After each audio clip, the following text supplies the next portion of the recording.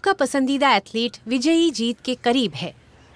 भीड़ की सांसें रुक जाती हैं और निर्णायक क्षण में वो शॉट चूक जाती है। उस प्रतियोगी ने हाल ही में घुटन नामक घटना का अनुभव किया, जहां महीनों यहाँ तक कि वर्षों के अभ्यास के बावजूद एक व्यक्ति सबसे महत्वपूर्ण समय विफल हो जाता है। खेलों में दम घुटना आम है, जहां प्रदर्शन अत्यधिक दबाव में होता है और महत्वपूर्ण क्षणों पर निर्भर करता है। और फिर भी प्रदर्शन की चिंता सार्वजनिक वक्ताओं, स्पेलिंग बीज में प्रतियोगियों और यहाँ तक कि विश्व प्रसिद्ध संगीतकारों को भी परेशान करती है। अधिकांश लोग सहज रूप से इसका दोष अपनी नसों पर मढ़ते हैं, लेकिन नर्वस होना विशेषज्ञ के प्रदर्शन को कमजोर क्यों करता है? सिद्धांतों के दो सेट हैं, जो दोनों कहते हैं कि मुख्य रूप से दबाव में दम घुटने से ध्यान केंद्रित होता है। सबसे पहले व्याकुलता के सिद्धांत हैं। इनसे पता चलता है कि जब दिमाग अपना ध्यान हाथ में लिए काम पर केंद्रित करने की बजाय चिंताओं, शंकाओं या भय में डूबा रहता है, तो प्रदर्शन प्रभावित होता है। प्रासंगिक और अप्रासंगिक विचार समान ध्यान के लिए मुकाबला करें तो कुछ देना पड़ता है। दिमाग केवल इतनी ही सूचनाओं को संसाधित कर सकता है। ऐसे कार्य जो कार्यशील स्मृति को चुनौती देते हैं, मानसिक स्क्रैच पैड जिसका उपयोग हम अस्थायी रूप से फोन नंबर इत्यादि स्टोर करने के लिए करते हैं, विशेष रूप से दबाव के प्रति संवेदनशील होते हैं। 2004 के एक अध्ययन में विश्वविद्यालय के छात्रों के एक समूह को गणित की समस्याएं हल करने के लिए कहा गया, जिनमें से कुछ आसान थी, अन्य अधिक जटिल और स्मृति गहन थी। आधे छात्रों ने दोनों प्रकार की समस्याओं को बिना कुछ भी दांव पर लगाए पूरा किया, जबकि अन्य ने उन्हें शांति से और दबाव में पूरा किया।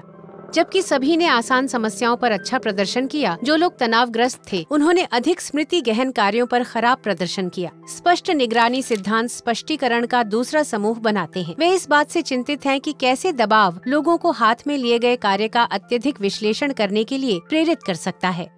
तर्क ये है कि एक बार जब कोई कौशल स्वचालित हो जाता है, तो इसकी सटीक यांत्रिकी के बारे में सोचने से इसे करने की आपकी क्षमता में हस्तक्षेप होता है। जो कार्य हम अनजाने में करते हैं, वे इस प्रकार की घुटन के प्रति सबसे अधिक असुरक्षित प्रतीत होते हैं। गोल्फरों पर किए गए एक अध्ययन में उनके प्रदर्शन की तुलना की गई, जब उन्हें यथासंभव सटीक पुट बनाने पर ध्यान केंद्रित करने का निर्देश दिया गया था, बनाम जब वे यांत्रिकी के बारे में जानते थे। गोल्फ खिलाड़ी आमतौर पर इस क्रिया को अवचेतन रूप से करते हैं। इसलिए जो लोग अचानक अपनी चाल के सटीक विवरणों पर ध्यान देते हैं, वे भी सटीक शॉट लगाने में बदतर हो जाते हैं। हर किसी के लिए दम घुटना अपरिहार्य नहीं हो सकता है। शोध से पता चलता है कि कुछ लोग दूसरों की तुलना में अधिक संवेदनशील होते हैं, खासकर वे जो आत्म जागरूक, चिंतित और नकारात्मक रूप से आंके जाने से डरते हैं। जब ये वास्तव में मायने रखता है, तो हम दम घुटने से कैसे बच सकते हैं? यह तनावपूर्ण परिस्थितियों में अभ्यास करने में मदद करता है। विशेषज्ञ डार्ट खिलाड़ियों पर एक अध्ययन में शोधकर्ताओं ने पाया कि जिन लोगों ने तनाव में अभ्यास नहीं किया था, उन्होंने चिंतित होने पर उन लोगों की तुलना में खराब प्रदर्शन किया जो दबाव के आदी हो गए थे। दूसरे, कई कलाकार पूर्व प्रदर्शन दिनचर्या के गुणों की प्रशंसा करते हैं, चाहे वो कुछ गहरी सांसें लेना हो, एक संकेत शब्द दोहराना हो या आंदोलनों का लयबद्ध क्रम करना हो। गोल्फ, बॉलिंग और वाटर पोलो पर अध्ययनों से पता चलता है कि छोटे अभ्यास दबाव में अधिक सुसंगत और सटीक प्रदर्शन करवा सकते हैं। और तीसरा, शोधकर्ताओं ने दिखाया है कि अंतिम लक्ष्य पर बाहरी फोकस रखना आंतरिक फोकस से बेहतर काम करता है, जहां कोई व्यक्ति जो कर रहा है उसके यांत्रिकी में ट्यून किया जाता है।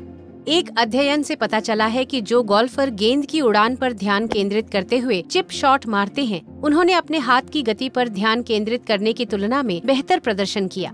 तो शायद हम उस सदियों पुरानी कहावत को संशोधित कर सकते हैं। दबाव में ध्यान के साथ और उस गौरवशाली अंतिम लक्ष्य को सामने रखते हुए अभ्यास करना पूर्ण बनाता है।